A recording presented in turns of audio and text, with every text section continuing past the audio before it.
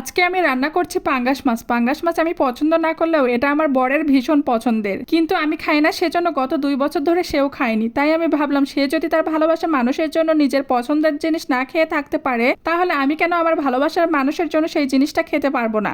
আসসালামু আলাইকুম এভরিওয়ান, কেমন আছেন আপনারা সবাই? ভালোবাসার মানুষের জন্য নিজেকে ভেঙে চুরে তার মনের মতন করে নিজেকে গড়তে ইচ্ছে করে। ভালোবাসার মানুষগুলো তাদের ভালোবাসা দিয়ে কখন যে আমাদেরকে পরিবর্তন করে দেয় সেটা আমরা বুঝতেই পারি না। প্রথমবার রান্না করছি তাই একটু মনোযোগ দিয়ে রান্না করছি, যেন রান্নাটা মজার হয় আর বর যেন খেয়ে আমার প্রশংসা করে।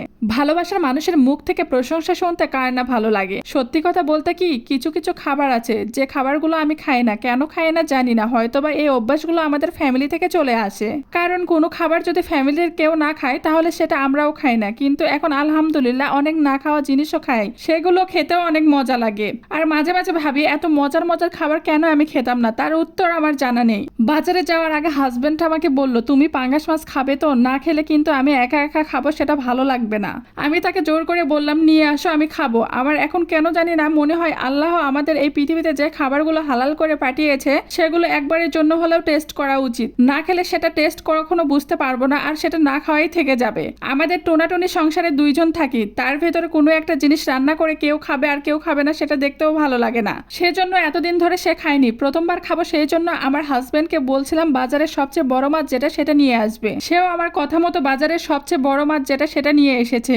মাছের ওজন ছিল 3 কেজি প্লাস। তো মাছ কাটার সময় অনেক কষ্ট করে কাটছি, তাই ভিডিও করার ইচ্ছা থাকলে ভিডিও করতে পারিনি, কারণ আমি খুব সুন্দর করে মাছ কাটতে পারি না। সেজন্য সবগুলো মশলা দিয়ে মাছটাকে হালকা ভেজে তারপরে আমি মাছটা ভুনা করছি। আমি যে কোনো মাছ হালকা ভেজে ভুনা করি, বেশি কড়া করে ভাজলে সেই মাছগুলো আমার খেতে মজা লাগে না।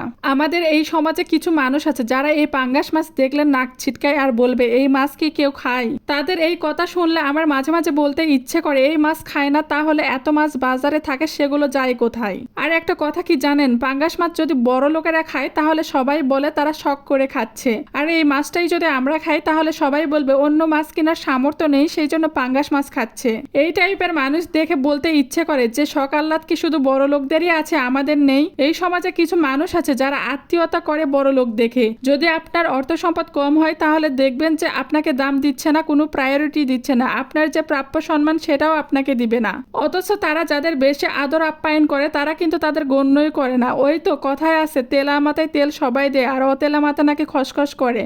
দূর সম্পর্কের যদি বড়লোক আত্মীয় হয় সেটাও কাছের হয়, অথচ যেখানে নিজের কোনো বোন বা ভাই যদি একটু গরিব হয় তাহলে দেখবেন যে তার পরিচয় স্বীকারই করবে না। সবাই তলে তলে পাঙ্গাস মাছ পছন্দ করলেও উপরে উপরে লজ্জার ভয়ে বলতে পারে না। আপনারা কে কে আছেন আমার মতন পাঙ্গাস মাছ কখনো খাননি, তারা একবারের জন্য হলেও ট্রাই করে দেখবেন, খেতে অনেক মজা। যাই হোক, আপনারা সবাই ভালো থাকবেন, আবারও দেখা হবে নতুন একটা রেসিপি নিয়ে।